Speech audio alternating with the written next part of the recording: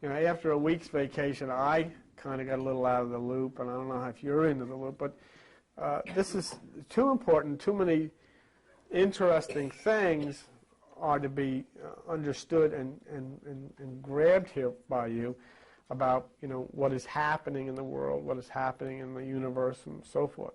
On Sunday, the last time I was here, April 5th, we made a connection between supernova 1987A, which is that, and you're aware of what supernova 1987A is, and that is the one that was taken by Hubble. We made a connection between supernova 1987A and 4555. That was important, okay? 2 days after that connection was made, something very strange occurred to me that I will share with you today. And that's why I need you to come up and see it with your own eyes. Some that were here on the Tuesday night saw this, but the rest of you, I need to show you this. Because you know, there are coincidences in life, and I understand them. I make space for coincidences, and I realize that you have to do that. But there are some times when things are so strong that they overwhelm the possibility of a coincidence. This is something you'll have to decide on. But if you remember that 4555 was one of the three symbols that Jesus gave the Coptics of Egypt 2,000 years ago, and we found that number to be very strange in our searching, and then with the help of Debbie Sibilia, we found that it was a galaxy in the constellation Coma, which is the mother and child, and we even have a picture of 4555. And then, after we made the connection with supernova, and I'll share this with you in just a minute, but after we made the connection with supernova 1987A, and if you don't understand why it's called 1987A, this star, which emitted this tremendous Magellanic cloud type of gas back 166,000 years ago, grew and just expanded, and in 1987A it blew. In 1987 it exploded. And now the debris is rushing towards the core of that thing. But after we made the connection in April 5th between supernova 1987A and 4555, we used ancient scripture in the book of Daniel, and we used Shadrach, Meshach, and Abednego, which, you know, you've heard that story, and they have a song on it and all that kind of business. They were thrown into a fiery furnace, and that's in the Bible. And the furnace presents a center to our study because obviously the story is a myth. You cannot throw three people into a fiery furnace and then look in and see them, you know, reading Playboy or cooking marshmallows, whatever, you know, they were doing. It's just silly.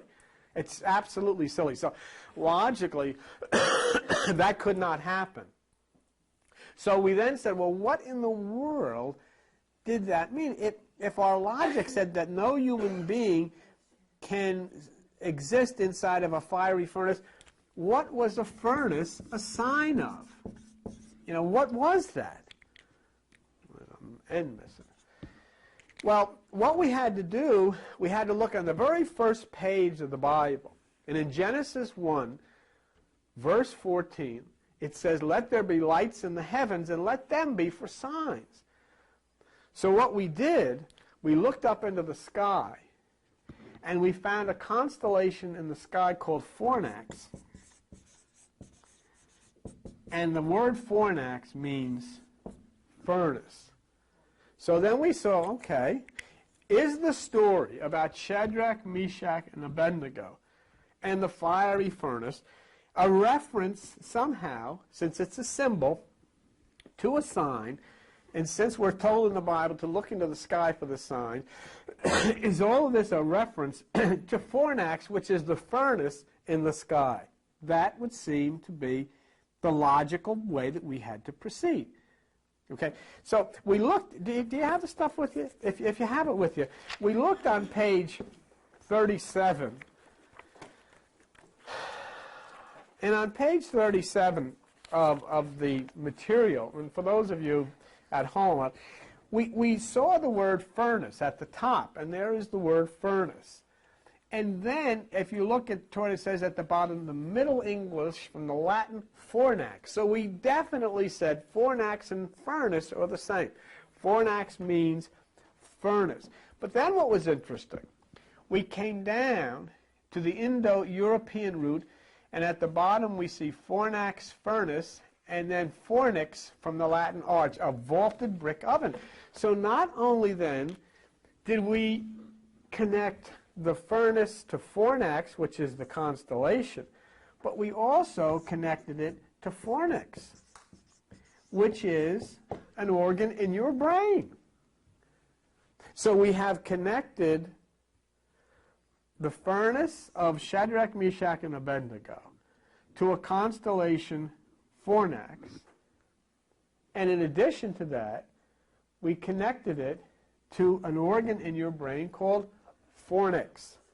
So we've got now the scriptures, we've got the sky, and we've got our heads. Now, on page 38, and you feel free to explain, if you hear, that's fine. She's talking, but she's explaining in Spanish what we're talking about. No, please continue to do that. Continue to do that. Now, I'm just telling people while you're talking. Please continue to do that. Don't. And I appreciate that you're doing that. I wish I like to be able in the United Nations, then they have earphones. But you go ahead, and you just go ahead and be comfortable doing that. And everybody understands. That's fine. I appreciate it. Oh, what? Okay, on page 38. Now, don't you stop. Now you're going to stop, and then I'm going to get... Okay. Okay, on page 38, we see the constellation Fornax in the center. And at the bottom it says the bright star is Delta Fornax. Okay, and that's fine. So we've got a Delta Fornax in the sky, and that's good.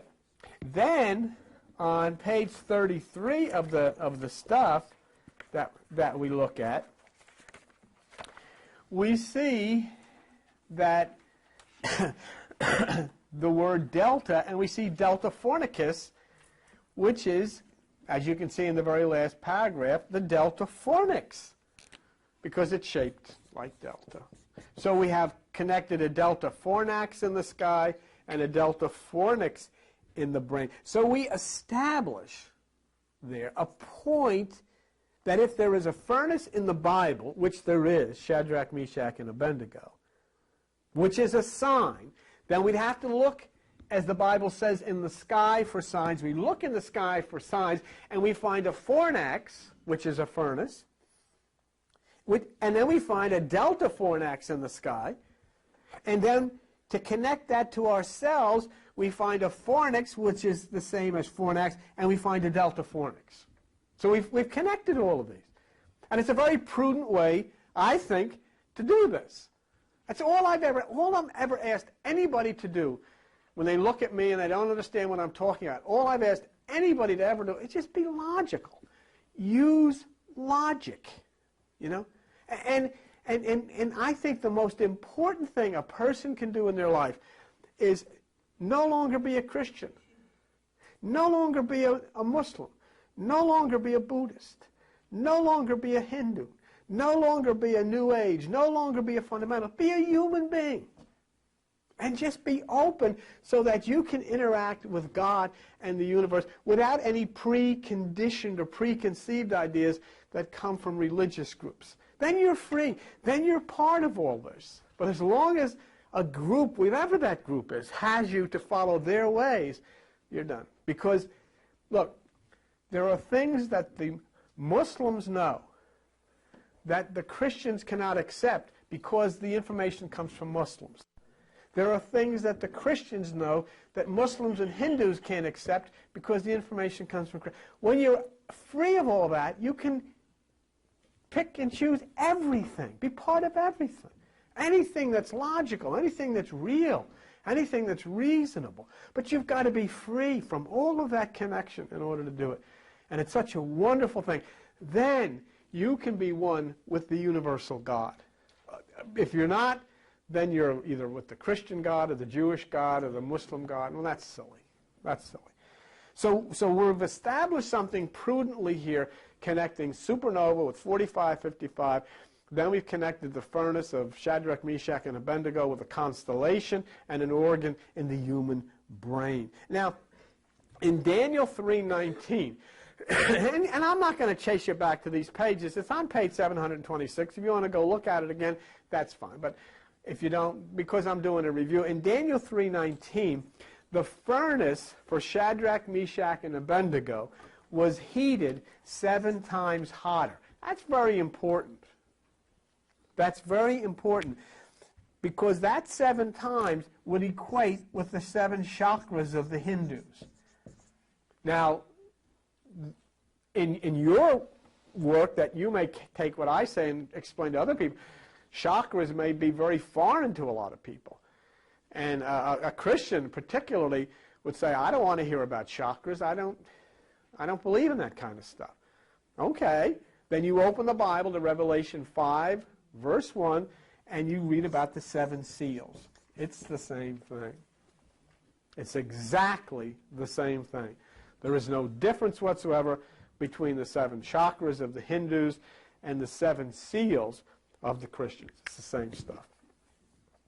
So what happens then is when they heat the furnace 7 times for Shadrach, Meshach, and Abednego, what is being reasonable, I think, to consider there is that the solar fire is moving up the spine through the 7 seals or the 7 chakras, where it will impact at the pineal gland of the brain and then move along a straight line to the fornix and set the oven on fire, set the brick vaulted furnace on fire. And that's the way that's the way it works in the body. The solar energy or the fire goes up the 7 chakras or 7 seals to the pineal, and then there's a straight line from the pineal to the fornix, and then the fire, and then that causes the amen inside of the fornix to come out. All right? From the pineal gland, you got all of this if you're interested, because I'm going to take this off. All right. From the pineal gland of the brain, there goes a straight line. And this is important because now what we're saying here is supernova 1987 A is the pineal gland of the universe. Okay, so then let's look at the pineal. The pineal gland of the brain has a straight line that goes from it to the fornix of the brain, which, as we know, is the furnace. Now, the pineal is the place of the fire, so that would sound reasonable. The fire going from the pineal to the furnace. Okay? So that's what we're talking about. All right. Now, if you have your material, and if you look at page 10, on page 10 of the material, you'll see a picture of the brain. And there in the bottom of the second paragraph, you'll see the word stria pinealis. S-T-R-I-A, pinealis, P-I-N-E-A-L-I-S. And that means a straight line from the pineal.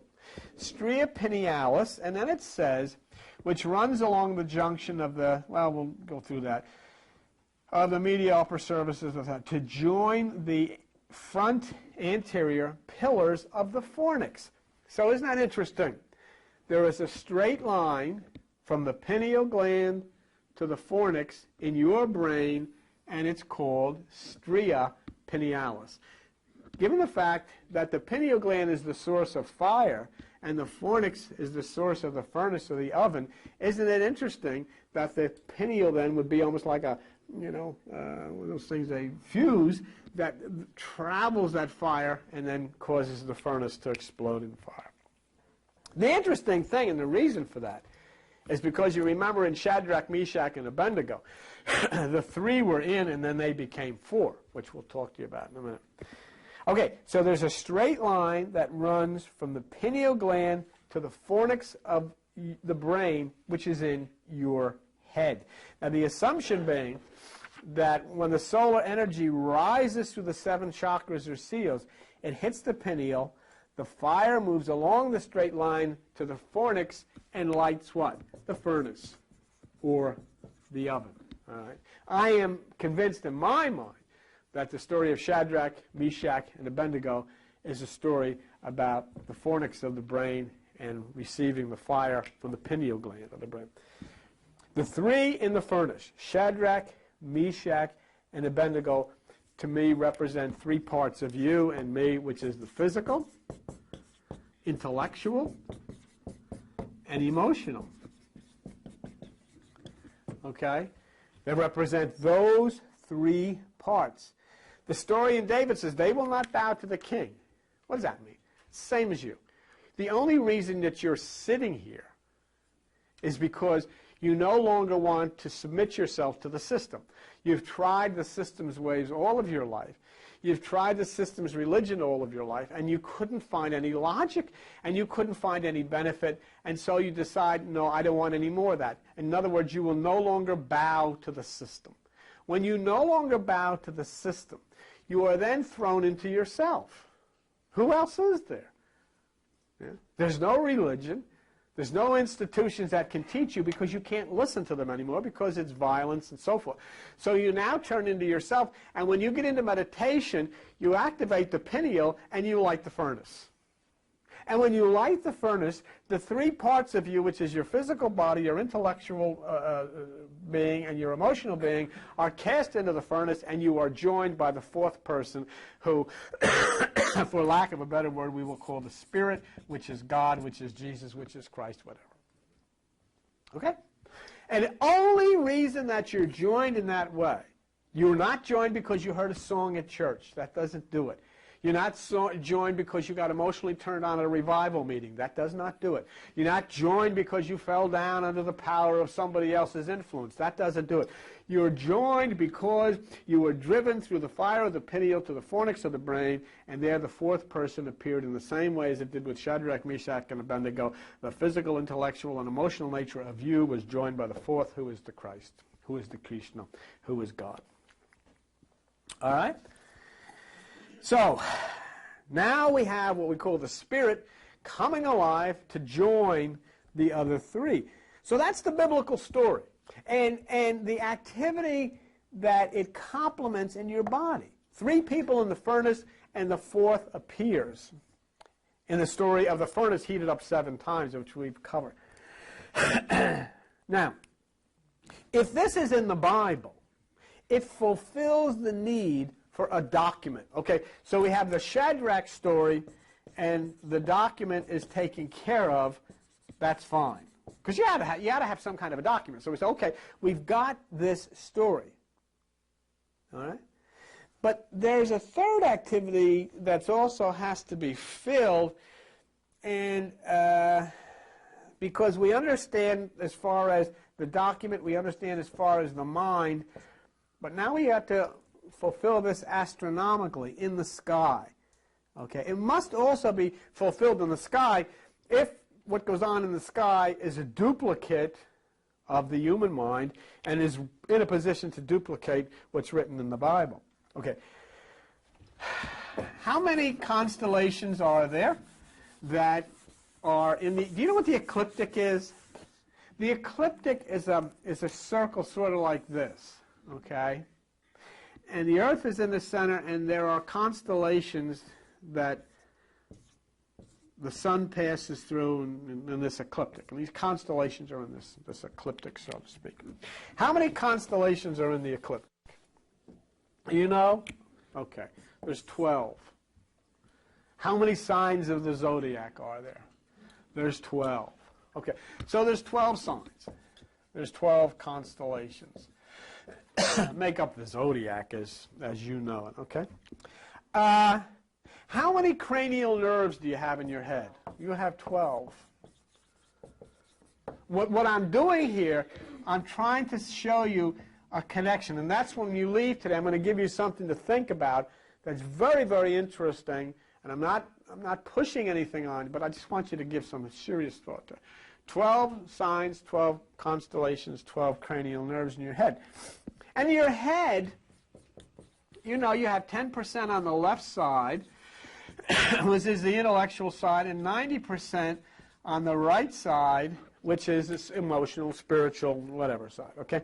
Now, Dr. Gary Toller of NASA at Goddard Space Laboratories tells us that the universe is 10% seen and 90% hidden. I find that very interesting, given the fact that our brain is the same way. You know, are we living inside of the brain of God, if you want to call it like that? I mean, is the universe another body that we live inside of? Because there's a lot of living things inside of your body. And so then we as living things inside of this great body. Okay. If that's the case, then if the universe is a gigantic brain, could supernova 1987 be indeed the pineal gland of that brain? All right. Now, let's think about that. But then back to the story. If the furnace changed the 3 to the 4 in the story in the Bible, Shadrach, Meshach, and Abednego were joined by the 4th. If Kundalini in the body rises up to the pineal and then to the fornix and causes us to come in contact with what we call the spiritual. Now we have physical. So in other words, 3 to 4 in the Bible, 3 to 4 in our head. What happens in the sky? What happens in the sky? So we have to go up to fornax then, don't we? Because we know that, you know, we're joined by the spiritual and we go inside of ourselves. We know that Shadrach, Meshach, and Abednego were joined by the 4. If you go to stuff 97, at 97, you see the location of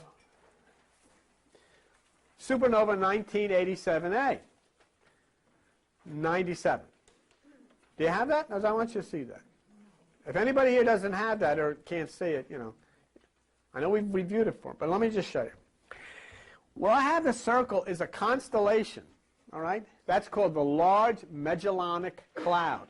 The Large Magellanic Cloud is the constellation where supernova 1987A is located. The eye in the sky is located where that circle is. All right? Now, I've drawn a straight line from supernova 1987A's location in the Large Magellanic Cloud to the fornax or to the furnace. In other words, I've drawn a line, we'll call it supernova 1987A, as the pineal, and we've drawn a line from that to the fornax or the furnace in the same way that the body draws a line, a stria pinealis, from the pineal to the fornix. So we've done the same thing. Now, the straight line, as you see, crosses some other things that are interesting, aren't they? Well, you say, I don't know. First, supernova 1987A in the Large Magellanic Cloud, which you see with the circle, is in the constellation Dorado. Dorado means fish. And I would like to equate some of that with the Jesus story about Jesus being the sign of the fish and all this kind of business. But, you know, whatever.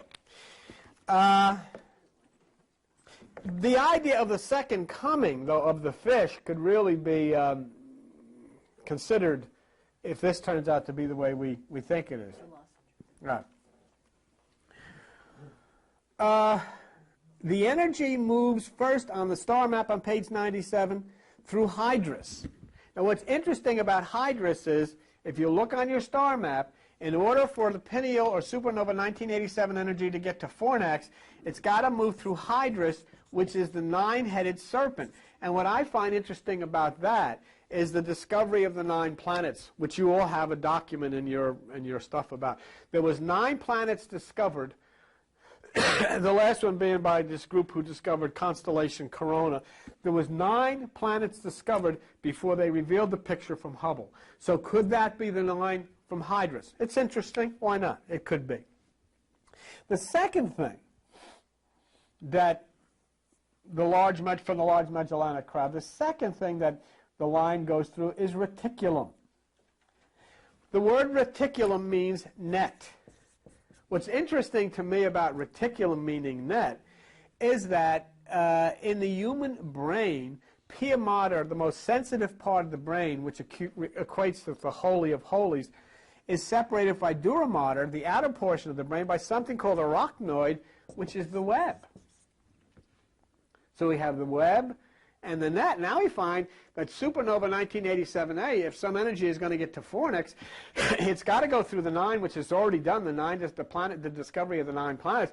Then it's got to go through the net in the same way that you've got to go through the web, and you know, that's fine too, okay? The next constellation to be crossed is Hieroglium, which is the clock. Now, of course, that's interesting, because we're looking at the Pineal. That's interesting for several reasons. Number one, is there a statement being made in the universe that the time has arrived? I believe that that is definitely true. But now, here we think of supernova 1987A, the Pineal moving to fornax, right? Okay. What I want you to look at, oh, I forgot to put this in. Doggone it. But anyhow, I was going to give you something, and I forgot to. I just didn't have time yesterday to do that. The pineal gland of the brain is called by doctors and scientists the body's clock.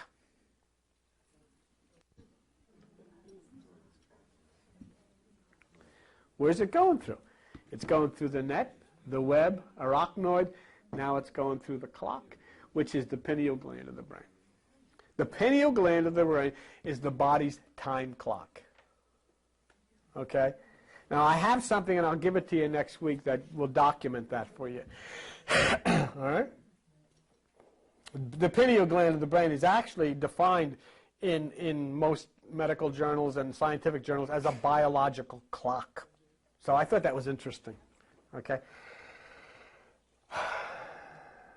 So the connection of the straight line from supernova to fornax to the clock is really the right path. Finally, we cross Eridanus. You see Eridanus? Which is the river. It is an extremely long river.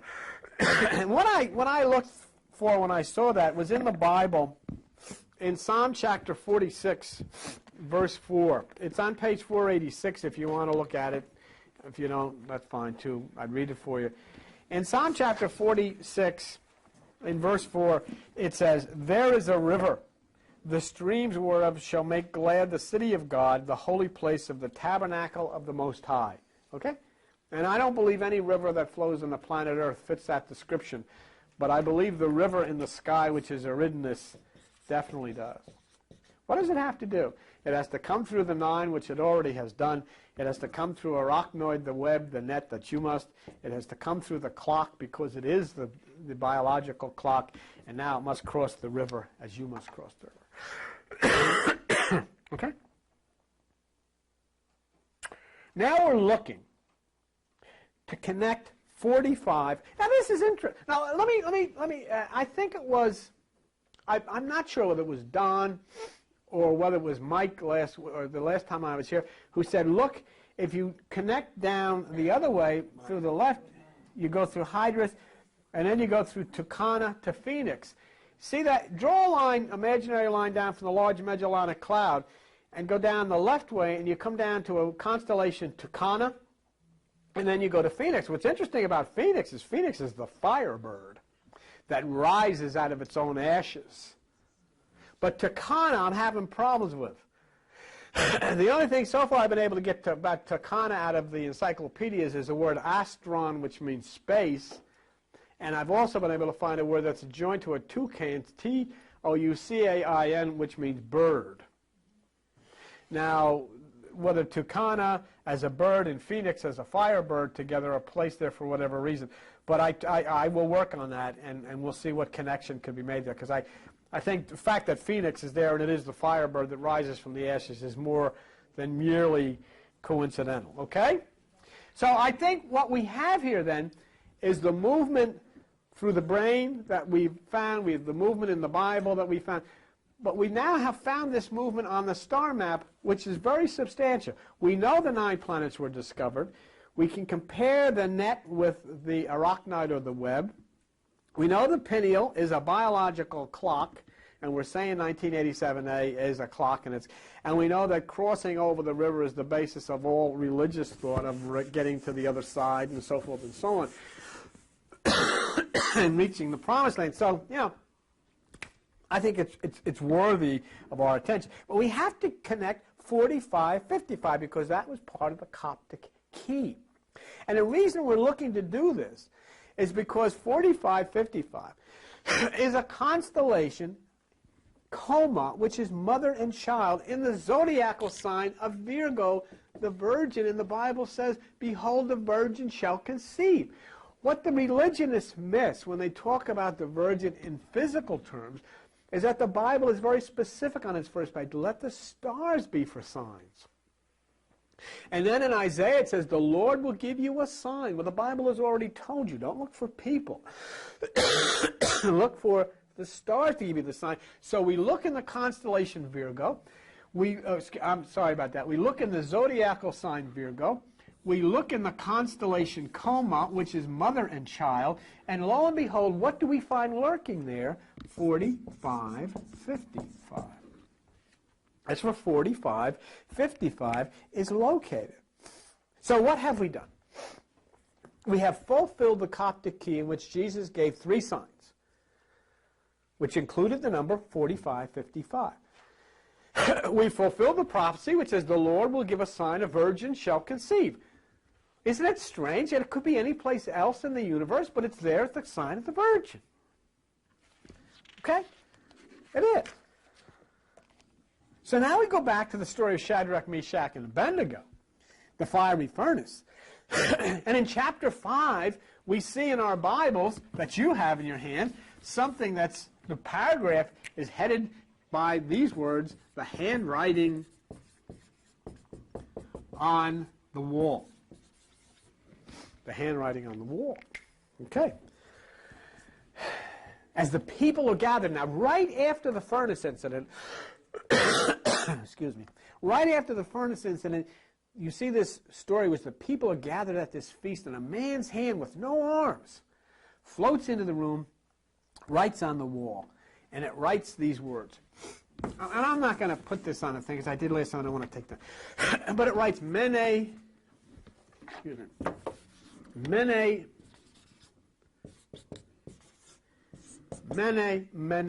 tekel upasha. Tekel means weighed in the balance, and uparshan means separate. But anyhow, right after the furnace incident, this thing is in the Bible. Mene.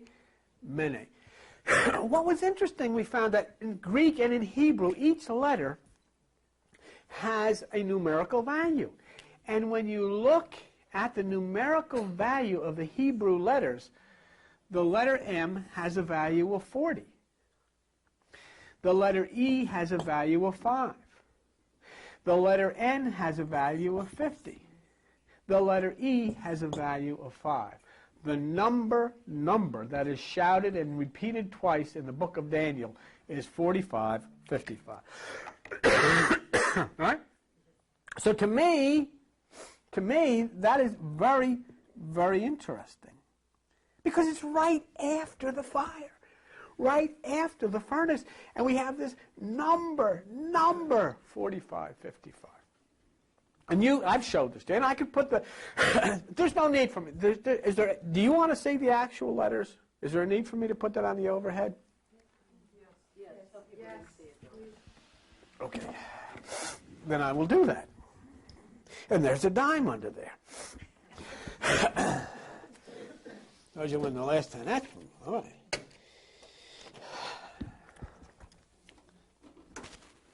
Okay. Let's see. Well, I think you can see this. All right. There is the letter M. All right. which is 40. You see that? And there's the Jewish letter. In E, I don't know. Yeah, it's got to come down a little bit. Just put it, yeah, that's fine. Okay, so we got the letter M, Hebrew, which is 40. In E, that's the Hebrew letter, and there's the number value 5. All right? There is N. There's the Hebrew letter, and the value of 50. Now, don't look at that when you're moving it, because you can't. You have to look at that when you move it. Which one do you want to go to? Yeah, but just look at that. Don't look at the wall. That's what I'm trying to say to you, because when you move it on the wall, everything goes backwards. That's fine. Okay. So once again, 40 is M, 5 is E, 50 is N, 5 is E. So those are. Just bring this over to this way, Ethel. That's fine. That's great. Thank you. You can see the Hebrew letters. In this particular context, it was in Hebrew. But you can see the Hebrew letters there, which are this one, this one, this one, and this one. And that adds up to 45, 55. Okay, Al. Thank you, Ethel. All right. Now, this is the interesting part here. I want to share something with you. On April 5th, we concluded the story of Shadrach, Meshach, and Abednego. And the determination was to connect 45, 55.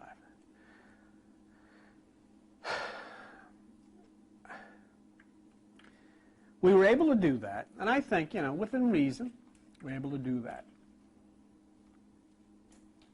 2 days after April the 5th, which was a Sunday, on Tuesday, I was in Burlington, New Jersey, inspecting a system for the company that I work for.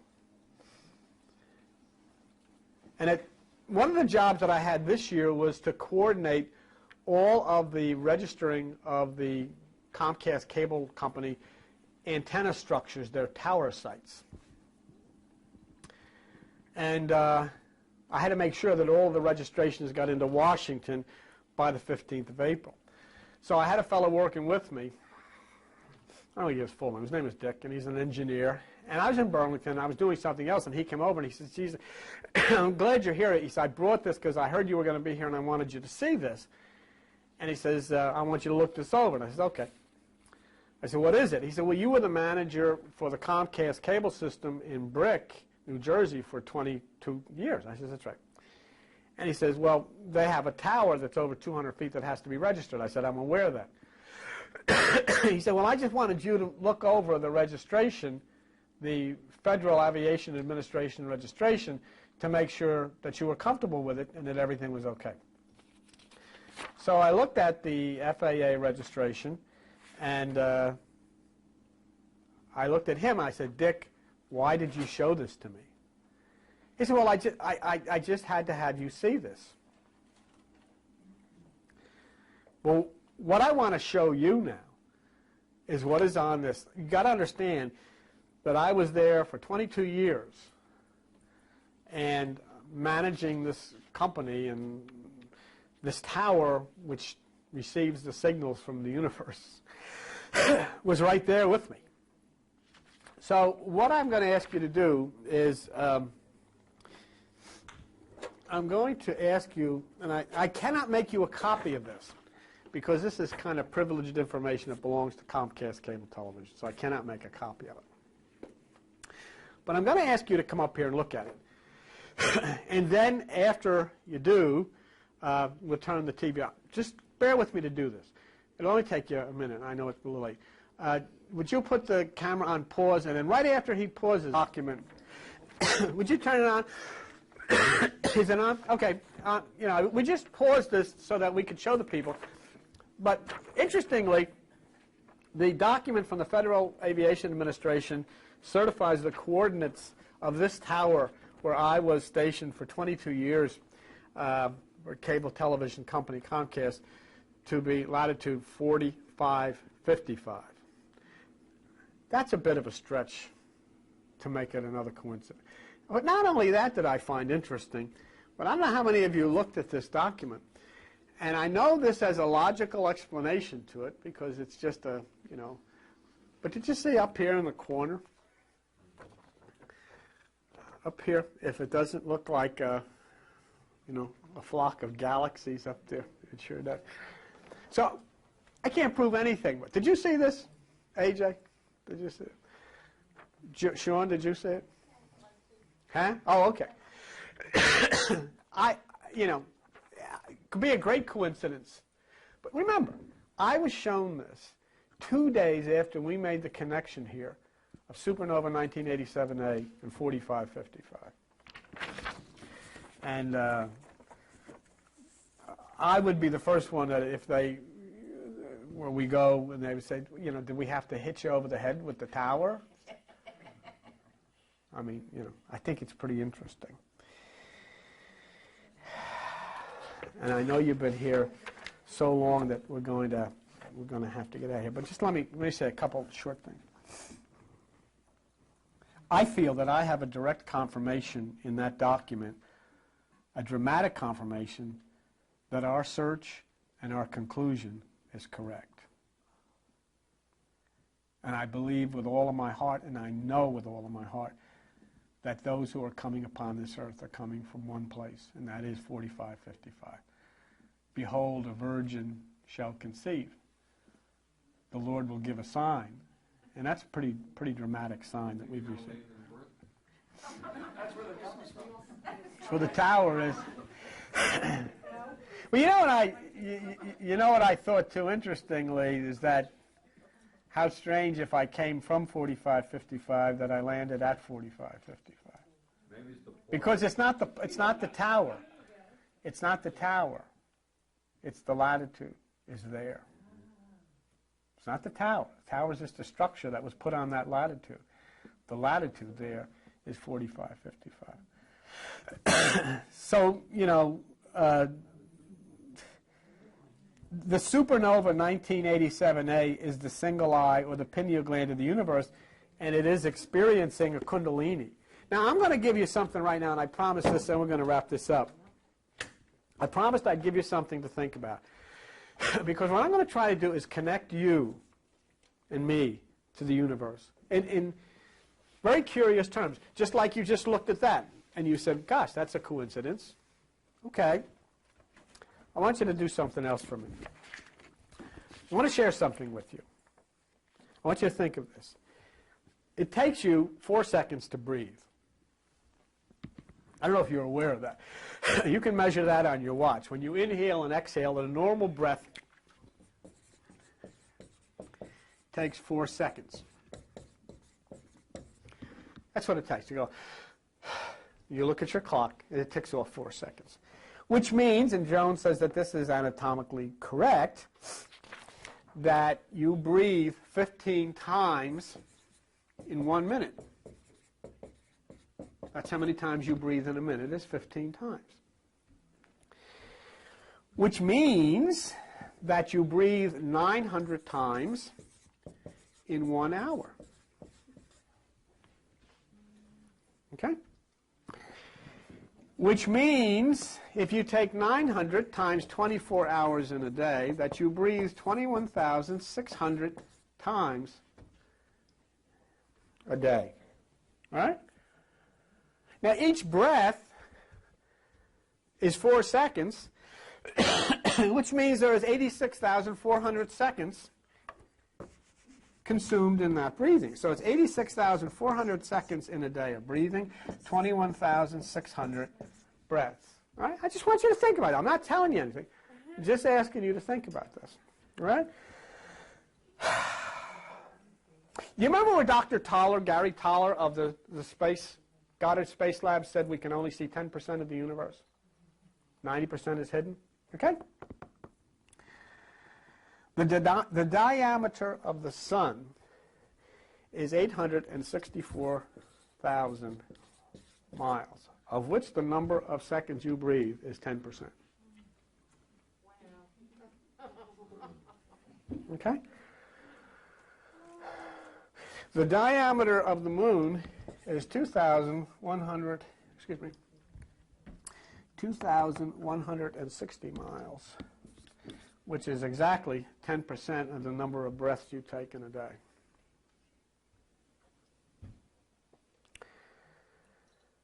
The distance from the Earth, between the Earth and the Moon, is exactly 216,000 miles.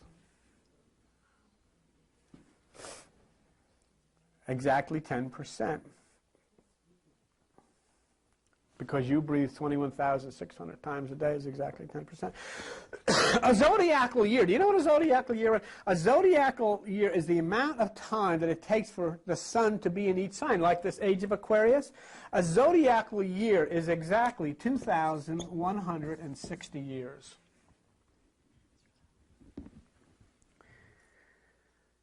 Twelve such years equals 25,920 years. 12 times 2,160, 25,920 years, which is the circumference of the Earth. Somehow, in some way, there is a definite connection between the rhythms and the measurements of the universe and the rhythms and the measurements of human beings down to the length of a breath. That's your breath. That's how many you breathe in a day. That's how many seconds are involved. It is 10% of the diameter of the sun, and the moon is 10% of the number of breaths. And the zodiacal year is exactly, the zodiacal year of 2,160 years is exactly 10% of the number of breaths that you take in a day. It's interesting, too, because, you know, in Greek the word for year is etos, which has a numerical value of 575. And the word for breath is pneuma, which has a numerical value of 576. So, when we consider the eye in the sky as the pineal gland, or the eye in us as there's even more reason to realize that we are definitely part of the being that is the universe, and that the universe is indeed a living being of which we are part. In the same way that your foot is a part of you and lives in harmony with you, so we are the part of the universe and we live in harmony with it. So think about that. Is that coincidence stuff? Yes. All those numbers equal 9. All of the Cindy said all of the numbers equal 9. Thank you. That's great. That's great. I'm sure that Mike is working on that too. And this, incidentally, for those who find trouble with a lot of the Hindu teachings, this is the definition of prana. 4 seconds. Breath. They are exactly right. Not only to the amount of breaths that we take, but in comparison of the 10% in comparing the sun and the moon. It's just there. Everything works in a harmony from the largest down to the smallest. Okay? I got through it. Thank you very much.